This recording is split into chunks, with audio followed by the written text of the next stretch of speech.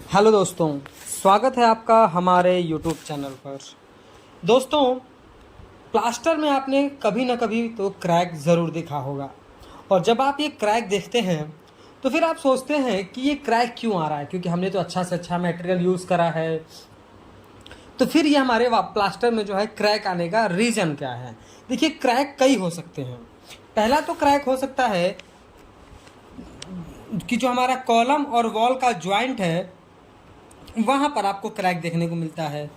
दूसरा क्रैक आपको देखने को मिलता है कि दीवार में कहीं भी रैंडमली स्पाइडर क्रैक्स आपको देखने को मिलते हैं।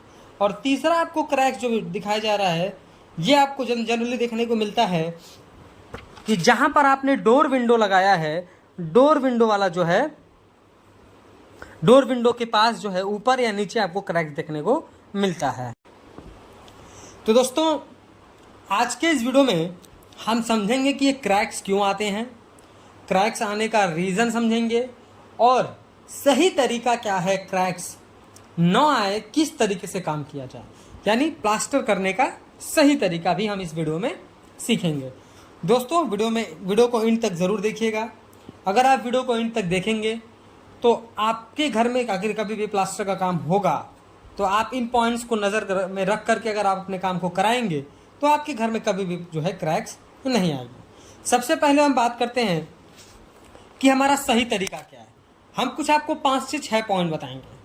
पहला हमारा पॉइंट ये है कि जिस सरफेस को हमको प्लास्टर करना है, चाहे हमारा वो सीलिंग हो या फिर हमारा ब्रिक वर्क हो, यानी हमारा जो दीवार है, वॉल हो, उस पर हमको पहले से ही क्यूरिंग करनी पड़ेगी। क्यूरिंग का मतलब क्या होता है? तराई करना।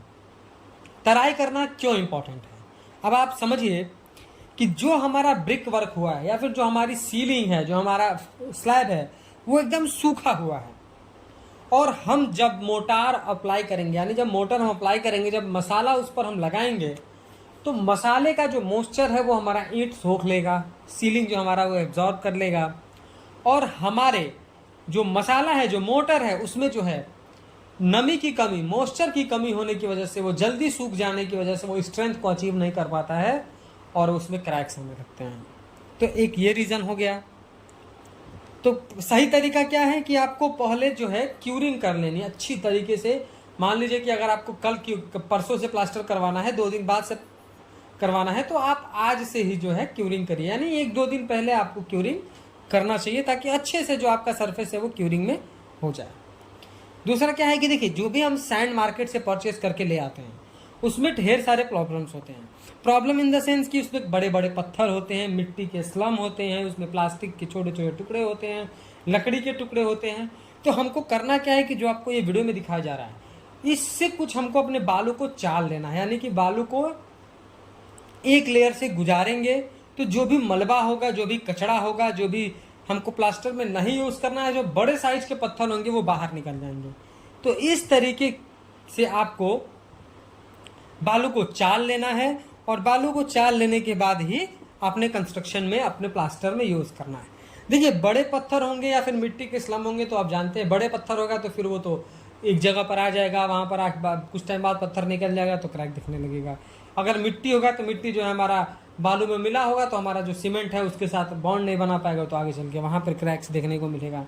तो बालू को आपको अच्छी तरीके से चाल लेना है। उसके बाद आपको सीमेंट की स्लरी बनानी है, जैसा कि आपको वीडियो में दिखाया जा रहा है। सीमेंट का घोल बनाइए और सीमेंट का घोल बनाकर जिस सरफेस पे आपको प्लास्टर करना है वहाँ पर अच्छी तरीके से आप उसको, जिस तरह वीडियो में दिखाया जा रहा है, इस तरह से आप उसको लगा दीजिए। अगर आप इस तरीके से लगा देंगे तो सीमेंट की स्लरी, यानी सीमेंट का एक यहाँ बहुत इंपॉर्टेंट रोल है बॉन्ड बनाना प्लास्टर वर्क और जिस सरफेस पर हम प्लास्टर कर रहे हैं उसके बीच में, यानी ब्रिक वर्क और प्लास्टर के बीच में सीमेंट का एक अच्छा बॉन्ड बनाने के लिए, सीमेंट के प्रेजेंस को बढ़ाने के लिए हम सीमेंट जो है, सीमेंट का घोल यूज़ कर सकते हैं। तो उससे क्या होता है कि बॉन्ड और भी अच्छा रहता है। चौथा, बहुत जगह देखा जाता है कि लोग प्लास्टर में जो है, अगर आप बहुत ज़्यादा सीमेंट डाल देंगे तो भी क्रैक्स देखने को मिलेंगे, यानी सीमेंट की मात्रा ज़्यादा होगा, हीट ऑफ हाइड्रेशन ज़्यादा होगा तो क्रैक्स आएंगे। और अगर आप सीमेंट की मात्रा बहुत कम रख देंगे, सिर्फ बालू ही होगा, तो भी क्रैक्स देखने को मिलेगा। तो उसका सही रेशियो क्या है? तो देखिए, 2 तरीके से प्लास्टर होता है। एक अंदर, घर के अंदर साइड में इनर साइड होता है और एक आउटर साइड में होता है। तो इनर साइड में आप 1:5 का रेशियो यूज कर सकते हैं। आउटर साइड में आपको, चूंकि बारिश का मौसम है, गर्मी है, वो उसको बहुत सारे टेम्परेचर को और बहुत सारे वेदर को फेस करना होता है, तो आप उस बाहर वाले को 1:4 यूज कर लेंगे। तो आपका जो है अच्छी तरीके से प्लास्टर में क्रैक्स नहीं आएगा, प्लास्टर अच्छी तरीके से होगा। उसके बाद होता है प्लास्टर की थिकनेस। जो हमारा 5वां पॉइंट है वो है प्लास्टर की थिकनेस। देखिए, बहुत पतला प्लास्टर करेंगे तो भी क्रैक्स आएंगे, और बहुत ज़्यादा मोटा मोटार यूज़ कर देंगे तो भी क्रैक्स आएगा। तो उसका जो एक फिक्स तरीका है कि आपको इतना करना है। अगर आप इनर साइड में कर रहे हैं तो 12 से 15 mm करिए, आउटर साइड में कर रहे हैं तो 15 से 18 mm करिए, और अगर नहीं आपको 1 इंच 1.5 इंच प्लास्टर करना है तो आप 2 कोट में करिए। यानी पहले 1 कोट में आज प्लास्टर कर दिया, फिर कल आकर के उस पर दूसरे कोट पे प्लास्टर करिए। तो इस तरीके से क्रैक्स नहीं आएंगी। अगर आप एक ही दिन में 1 इंच 1.5 इंच का मोटा मोटा लगा देंगे तो पक्का ही आपको जो उसमें क्रैक्स देखने को मिलेगा। तो उससे अगर आप बचना चाहते हैं तो आज जो है प्लास्टर की थिकनेस पे खासा ख्याल रखिए। छठा हमारा पॉइंट यह है कि देखिए, जब मैंने आपको बताया कि आप क्रैक्स देखते हैं कॉलम और वॉल के जॉइंट्स पर, तो इस क्रैक से बचने के लिए आपको करना यह है कि जब आपको प्लास्टर करना है तो आपको चिकन मेश या फाइबर मेश, जो आपको वीडियो में दिखाया जा रहा है, इस तरीके से चिकन मेश, फाइबर मेश अगर आप यूज़ करते हैं प्लास्टर करते समय ब्रिक वर्क और कॉलम के या फिर बीम के ज्वाइंट पर, तो क्रैक्स नहीं आएगा। क्रैक्स आते क्यों हैं उनके ज्वाइंट पर? देखिए, हमारा एक आरसीसी मेंबर है और एक ब्रिक वर्क है, दोनों जो है हमारे अलग स्ट्रक्चर मेंबर हैं। तो हमारा प्रॉब्लम यह है कि दोनों का स्ट्रेंथ अलग है, उसमें पानी एब्जॉर्ब करने की क्षमता ज़्यादा है, और हमारा कॉलम जो है वो खुरदरा नहीं है, वो बहुत क्लीन सरफेस है। बहुत सारे यहाँ पर फैक्टर प्ले करते हैं यहाँ पर क्रैक्स आने के लिए।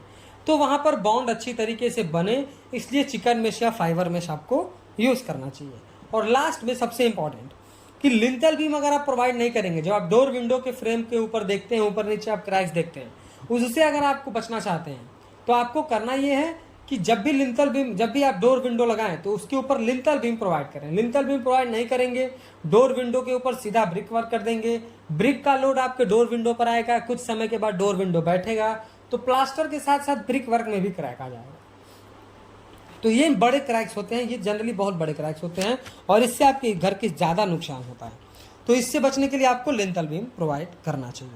अब देखिए, ये तो हमने पहले बता दिया आपको कि सबसे पहले आपको वॉल की क्यूरिंग करनी होगी, या फिर जो भी आप सरफेस पे प्लास्टर करना चाहते हैं उसकी क्यूरिंग करिए, बालू को चाल करके यूज़ करिए, सीमेंट की स्लरी अप्लाई करिए, मोटार रेशियो हमने आपको 1:5 1:4 बता दिया, और हमने प्लास्टर थिकनेस भी आपको बता दिया। अब क्या है कि ये सब करने के बाद आपको प्लास्टर लेवल में करना होता है। जैसे आप यहाँ पर देख सकते हैं कि यहाँ पर मिस्त्री काम कितना अच्छा कर रहा है, बिल्कुल प्लास्टर लेवल में कर रहा है। तो प्लास्टर आप लेवल में करें।